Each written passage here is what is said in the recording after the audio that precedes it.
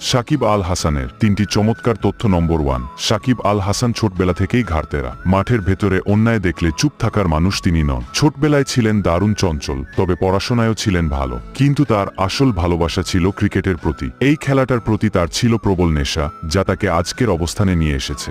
নম্বর 2, বেশিরভাগ ক্রিকেটারেরই কোনো না কোনো আইডল থাকে, যাকে দেখে তারা অনুপ্রাণিত হয়। কিন্তু সাকিব ব্যতিক্রম। তিনি কখনোই কাউকে নিজের আদর্শ হিসেবে দেখেননি, বরং নিজের মতো করেই নিজের পথ তৈরি করেছেন।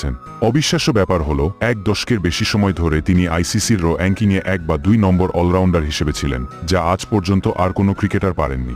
নম্বর 3, সাকিবের ক্যারিয়ারে আইসিসির শাস্তির মুখোমুখি হতে হয়েছে একাধিকবার। তবে যেখানে অন্য ক্রিকেটাররা ক্ষমা চেয়ে শাস্তি কমানোর চেষ্টা করতেন, সাকিব কখনোই সেটি করেননি। একবার তিনি বলেছিলেন, গাড়ি কখনো কখনো নষ্ট হয়, সেটাকে ঠিক করতে সময় লাগে। আমার অবস্থাও সেরকম, তবে এর মানে এই নয় যে আমি ফুরিয়ে গেছি, এবং তিনি প্রমাণ করেছেন সাকিব আল হাসান কখনো ফুরিয়ে যান না।